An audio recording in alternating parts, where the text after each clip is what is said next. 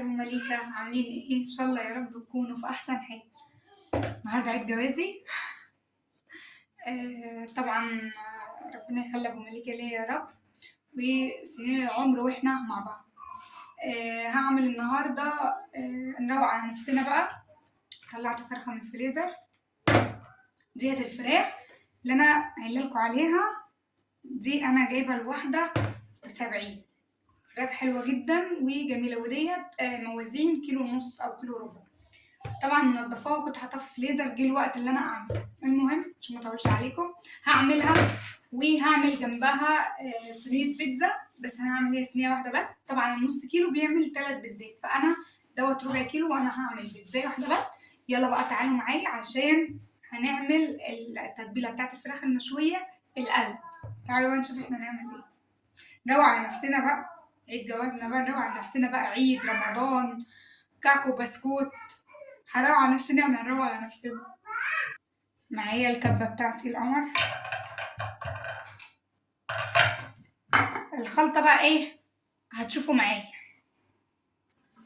طيب انا معايا هنا الخلطة بتاعت الفراخ ايه: طماطم وفلفل حامي، ومعايا بصلاية هتكون طبعا كلها في الكبة، ومعايا الليمونة، بس الليمونة مش هستخدمها دلوقتي. طبعا معلقة الثوم بتاعتنا،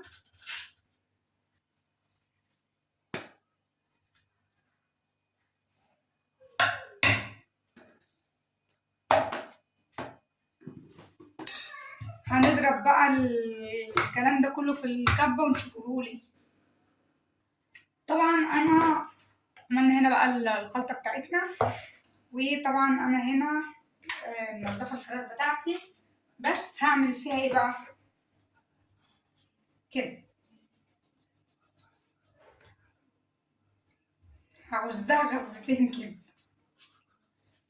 عشان تستوي وتبقى حلوة. يا ماما هعمل فراخ. لا بس وهنعمل بيتزا. لا اهو هنشطفها بقى كمان شطفة تاني.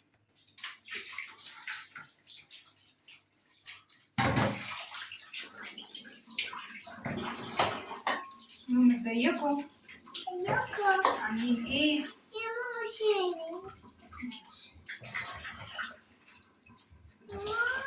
يا ماما ازيكم.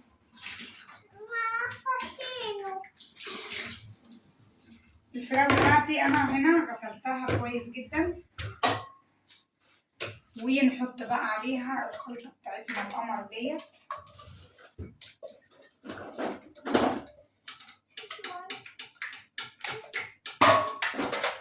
وهحط الليمونة بتاعتي. احلى سهرة كده حلوة كده في القلب كده.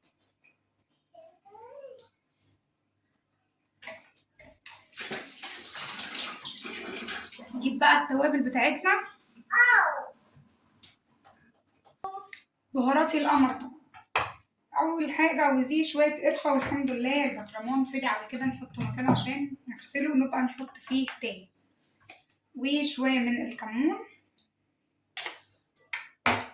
شوية من السبع بهارات بس يا مليكة، وشوية من الكزبرة الناشفة، وحبيب قلبنا اللي منقدرش نستغنى عنه البابريكا،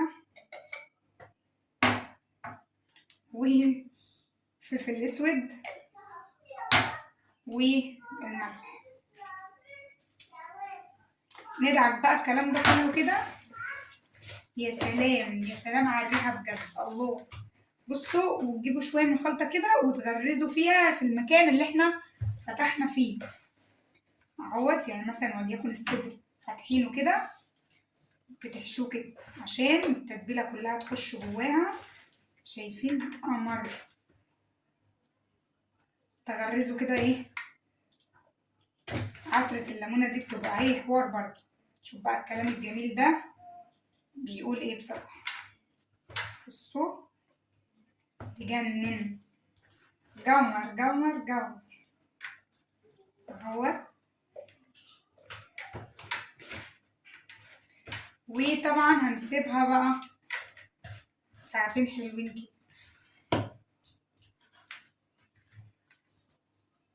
عسل عسل عسل. وكده اهوت الفراخ بتاعتي. نخش بقى على البيتزا نشوف احنا هنعمل ايه. طبعا الفراخ بتاعتي كده تمام، هعينها بقى على جنب، سيبها ساعتين. دي لحمه مفرومه بس فكه يعني، هاخد منها شويه ان انا هعمل هي بيتزايه، ودي ربع كيلو، فانا اكيد مش هحط الربع كيلو كامل. وطبعا في فراخ انا كده بضيع. وطبعا معايا الجبنه الموزاريلا، معايا كنت فاتحه الكيس قبل كده، وفي حبه صغيرين فقلت همشي عليها ايه بيتزايه يعني. ومعانا الخميره هي، بدفي طبعا ميه. وانا العجينه بتاعتي انا بصراحه ما عنديش لبن، فهمشي بقى. طبعا اهم حاجه العجينه هي تطلع كويسه، وانا هعرف اخليها تبقى كويسه ازاي. وهنا الخميره بقى، انا هنا بختبر الخميره الاول وبعملها ازاي عشان اقتنع ان الخميره بتاعتي تمام. هعمل ايه بقى؟ دي معانا ميه بارده عادي من الحنفيه، وبحط لها معلقتين سكر، بدوبها طبعا. وبعد كده بجيب الحته، بحط طبعا الميه الدافيه، لا تكون دافيه قوي ولا سخنه قوي عشان الخميره ما تبص معايا المقص. طبعا دوبنا هنا السكر. لا. وهنا هحط الخميره بتاعتي،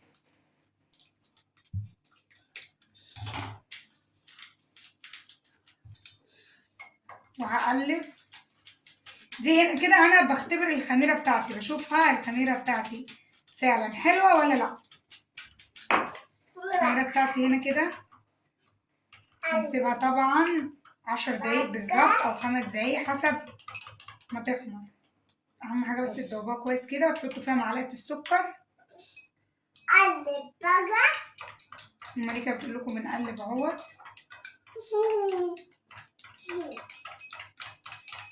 جماعه من اللي فاكر زمان كانوا بيعملوا الخميره دي يقول لك عشان خاطر بتخش الديدان وعشان خاطر بشرتكم تبقى صافيه، كنا بنشربها زمان، كنا بنعملها كده وبنشربها.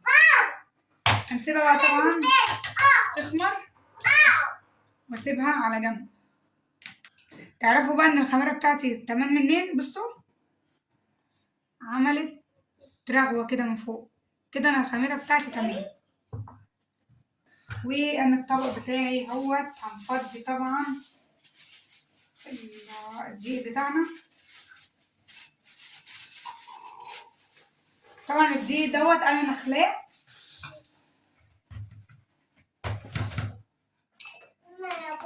بصوا بقى الخميره بتاعتنا، النبي يا ابو مليكه نقول لي الزيت كده معلش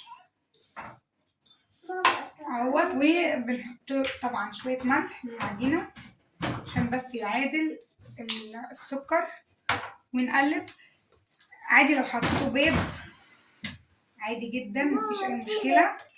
استني لما اعجن هتجيلي. نحطوا بس شويه من الزيت وتعجنوا.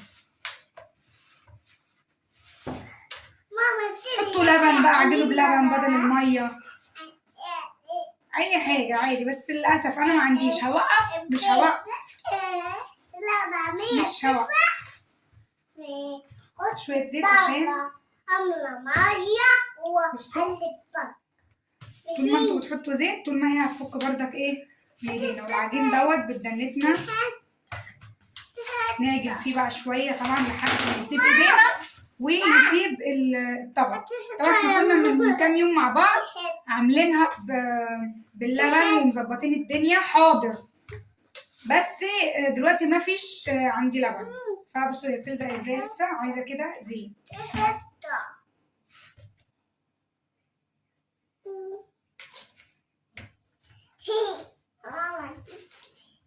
كده اهو. وطبعا هنا بصوا العجينه بتاعتي سابت ايديا. بصوا كده ثابت كده. بس اهم حاجه لازم تكون برضك ان هي بتلزق سيكه كده كده. العجينه بتاعتي بقت زي العسل. بصوا هي لسه بتلزق سنه ديت، حاجه حلوه برضك، مش اللي هو ايه. بصوا لازم تكون بتمط. بصوا لسه بتمط اهي كده، تبقى العجينه بتاعتي تمام. دي هتعمل بيتزايه كبيره. شفتوا سايبه ايديا كده معايا تمام.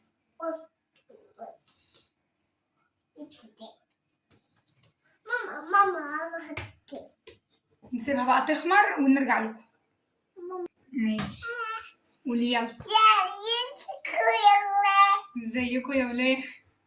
قولوا عاملين ايه؟ عاملين ايه؟ خلاص بقى روحي يلا. طبعا هنعمل التعصيجة بتاعت اللحمة عشان احنا هنعمل البيتزا بتاعتنا باللحمة.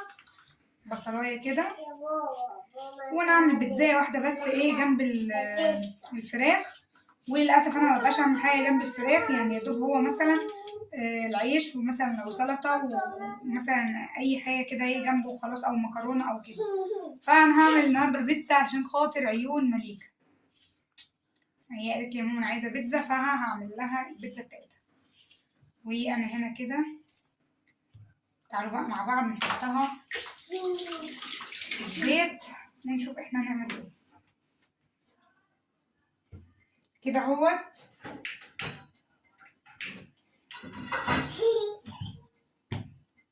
نحط شوية زيت في الطاسة، شوية صغيرين، عشان انا عندي اللحمة دي فيها دهن كتير.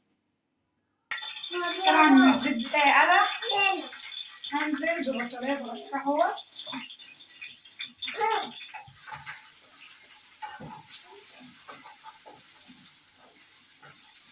كده اهوت هتتشوح بس دقيقة، وهنزل بالبصل. وطبعا البصلة بتاعتي هي اتدبلت، هنزل عليها باللحمة.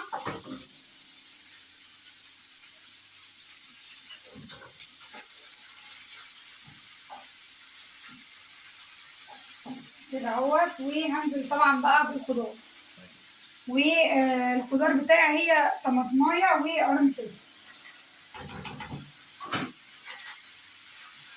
هي هتبقى بيتزاية واحدة جنب الفراخ، وتحمدوا ربنا على كده. ابو مليكة معانا في الفيديو، هنقول له هات ايدك معانا كده. بس ليه كده يا دكتور جبتها؟ كده هو ننزل بقى بالتوابل بتاعتنا بقى. وطبعا البهارات بتاعتي هي الملح، كمون، فلفل اسود، 7 بهارات، كزبرة، والملح.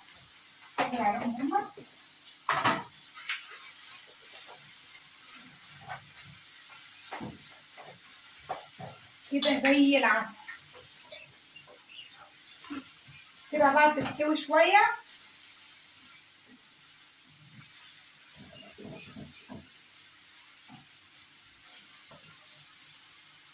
اهو بصوا عسل. نهدي عليها بقى النار، ويبقى كده تمام قوي. شوف بقى احنا هنعمل ايه تاني بقى. دي كده العجينة بتاعتنا خمرت. بصوا خمرت. هنجيب بقى الصينية بتاعتنا اهيت. بصوا خمرت كده جميلة ايه، جميلة. وهنا كده فردت طبعا بفرد العجينة بتاعتي. وانا هنا حطينا في الصينية زيت عشان ما يلزقش. هنفرد بقى بعد ما الخميرة بتاعتنا خمرت والعجينة بقت زي السكر اهوت اهو. هنفرد بقى الكلام الحلو ده ونرجع لكم تاني. اهم حاجة طبعا التخريم، عشان لما تيجي تسخن في الفرن ما تقبش، وتبقى تعمل ايه رقين يعني اهوت. وكده حطيت طبعا الصلصة بتاعتي وحطيت اللحمة اهوت، وهحط طبعا معايا الفلفل كده،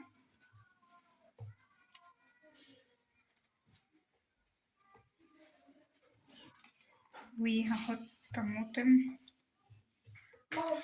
عايزين تحطوا بقى بصل حطوا، وزيتون، بس انا للاسف ما عنديش زيتون فهستكفى بشوية الحاجات دي. وكده خلاص هحط طبعا الجبنة الموزاريلا، عندي حتة جبنة موزاريلا مش كتيرة بس مش هتقول لأ،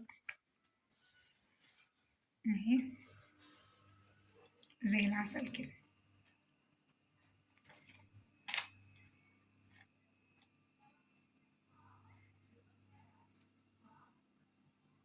اهو يا حبايب قلبي كده خلاص. وهنا طبعا انا بشوي الفراخ، ابو مالك اللي بيشويها لنا وقال لك لازم اجي اشويها في المطبخ هنا اهوت زي العسل.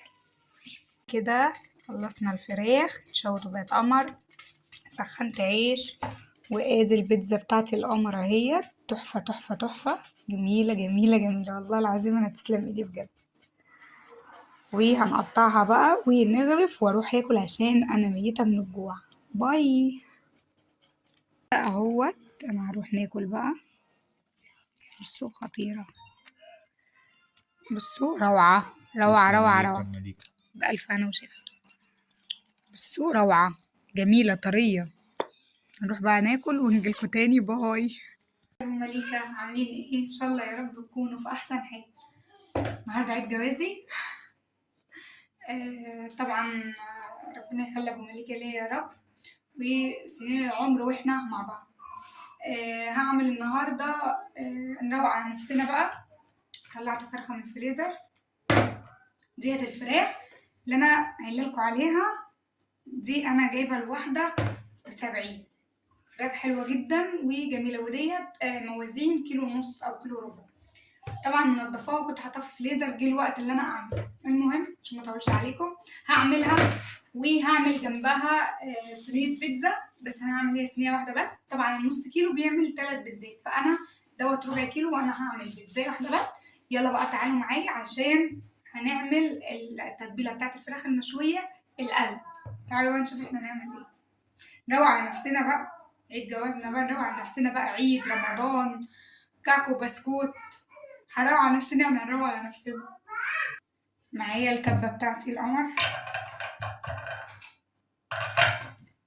الخلطة بقى ايه هتشوفوا معايا. طيب انا معايا هنا الخلطة بتاعت الفراخ ايه، طماطم وفلفل حامي، ومعايا بصلايه هتكون طبعا في نفس الكبة، ومعايا الليمونة، بس الليمونة مش هستخدمها دلوقتي. طبعا معلقة الثوم بتاعتنا،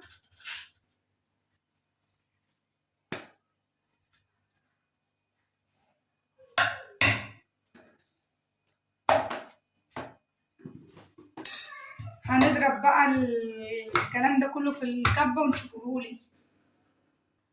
طبعا انا عملنا هنا بقى الخلطة بتاعتنا، وطبعا انا هنا منضفة الفراخ بتاعتي، بس هعمل فيها ايه بقى كده، هغزها غزتين كده عشان تستوي وتبقى حلوة. يا ماما. هعمل فراخ لا بس. وهنعمل بيتزا. لا. اهو هنشطفها بقى كمان شطفة تاني.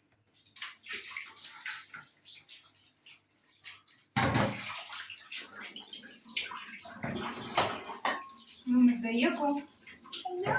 عاملين ايه؟ يا ماما شيلي. ماشي. ازيكم؟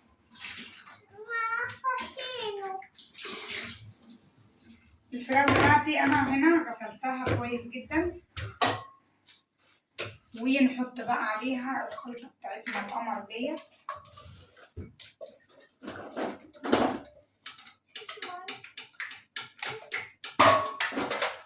وهحط الليمونة بتاعتي.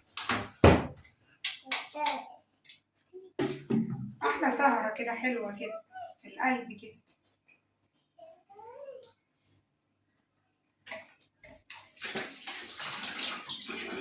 نجيب بقى التوابل بتاعتنا. بهاراتي القمر طبعا. اول حاجة ودي شوية قرفة، والحمد لله البطرمان فضي على كده نحطه مكانه عشان نغسله ونبقى نحط فيه تاني. وشوية من الكمون، شوية من السبع بهارات بس يا مليكة، وشوية من الكزبرة الناشفة،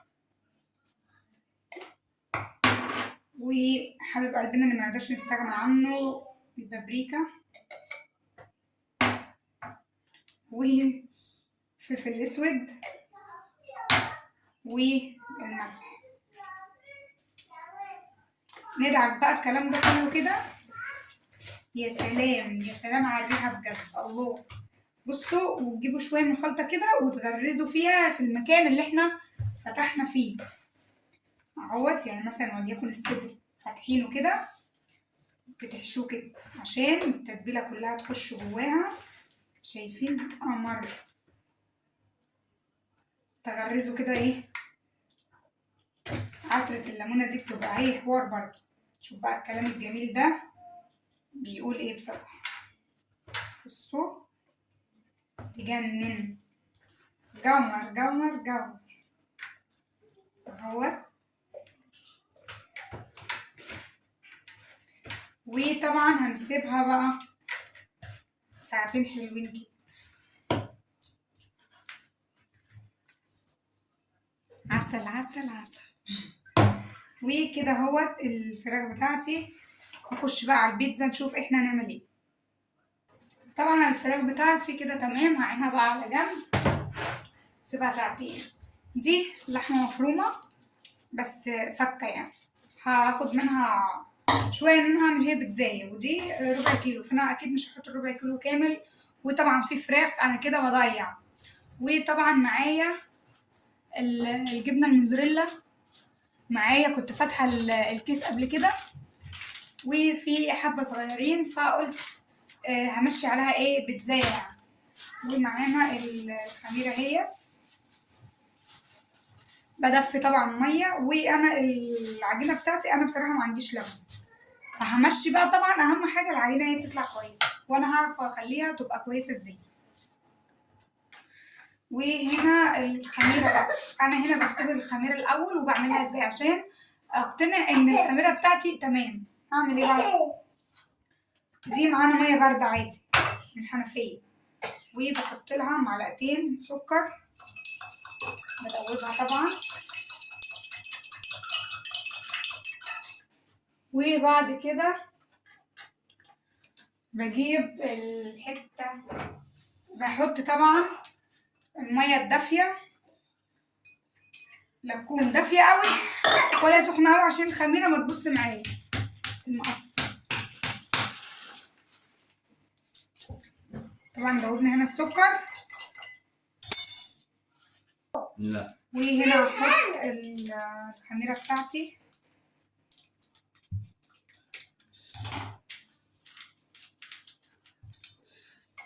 وهقلب.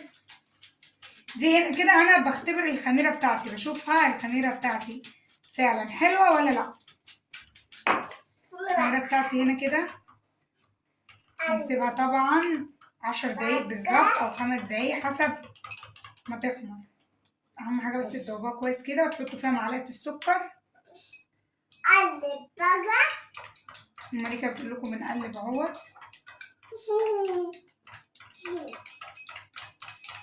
جماعة من اللي فاكر زمان كانوا بيعملوا الخميرة دي يقولك عشان خاطر بتخش الديدان وعشان خاطر بشرتكم تبقى صافية. كنا بنشربها زمان، كنا بنعملها كده وبنشربها. هنسيبها بقى طبعا تخمر واسيبها على جنب. تعرفوا بقى ان الخميرة بتاعتي تمام منين؟ بصوا عملت رغوة كده من فوق. كده انا الخميرة بتاعتي تمام. وانا الطبق بتاعي اهوت هنفضي طبعا الدقيق بتاعنا. طبعا الدقيق دوت انا نخلاه.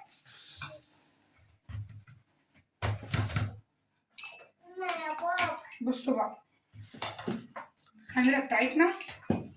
النبي يا ابو مليكة نقول الزيت كده معلش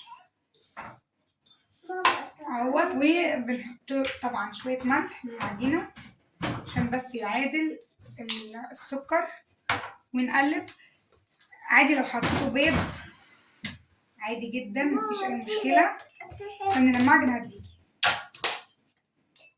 نحطوا بس شوية من الزيت وتعجنوا. حطوا لبن بقى، اعجنوا بلبن بدل المية، اي حاجة عادي. بس للأسف انا ما عنديش. هوقف مش هوقف مش هوقف. شوية زيت عشان بصوا طول ما انتوا بتحطوا زيت طول ما هي هتفك بردك ايه بايدينا. والعجين دوت بدنتنا نعجن فيه بقى شوية طبعا لحد ما يسيب ايدينا ويسيب الطبق.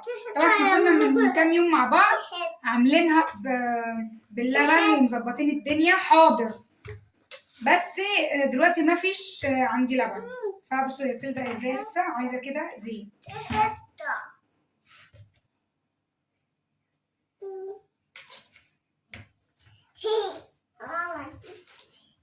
كده اهو. وطبعا هنا بصوا العجينه بتاعتي سابت ايديا. بصوا كده سابت ايديا. بس اهم حاجه لازم تكون بردك ان هي بتلزق سيكه كده كده. العجينه بتاعتي بقت زي العسل. بصوا هي لسه بتلزق سنه. ديت حاجه حلوه بردك مش اللي هو ايه. بصوا لازم تكون بتمط. بصوا لسه بتمط اهي كده. تبقى العجينه بتاعتي تمام. دي هتعمل بيتزاية كبيره. شفتوا سايبه ايديا كده معايا تمام.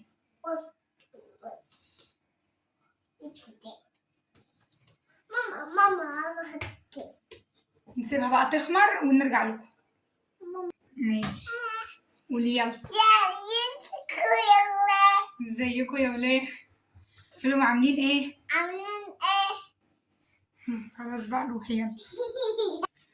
طبعا هنعمل التعصيجة بتاعت اللحمة عشان احنا هنعمل البيتزا بتاعتنا باللحمة. بصلاية كده ونعمل بيتزاية واحدة بس ايه جنب الفراخ.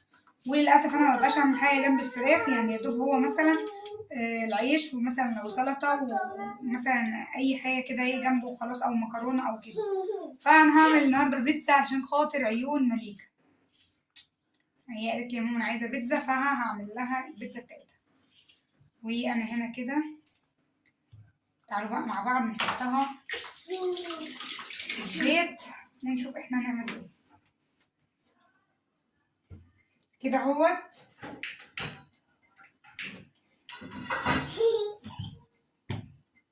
نحط شوية زيت في الطاسة شوية صغيرين عشان انا عندي اللحمة دي فيها دهن كتير. طبعا الزيت بتاعي قلب. هنزل ببصلاية صغيرة اهوت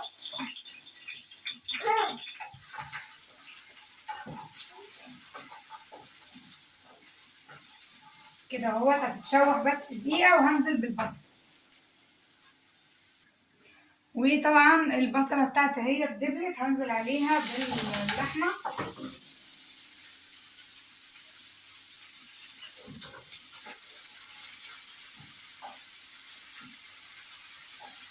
كده اهوت. وهنزل طبعا بقى بالخضار. والخضار بتاعي هي طماطمايه وقرن فلفل. هي هتبقى بيتزاية واحدة جنب الفراخ وتحمد ربنا على كده. ابو مليكة معانا في الفيديو هنقول له هات ايدك. معانا كده. بس ليه كده يا لوكا جبتها؟ كده هو ننزل بقى بالتوابل بتاعتنا بقى. وطبعا البهارات بتاعتي اهيت: الملح، كمون، فلفل اسود، 7 بهارات، كزبره، والملح. كده على محمد.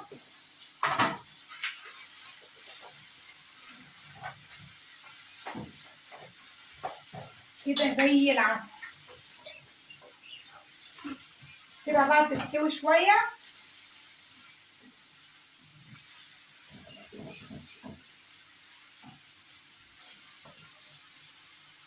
اهو بصوا عسل. نهدي عليها بقى النار ويبقى كده تمام قوي. شوف بقى احنا نعمل تاني بقى.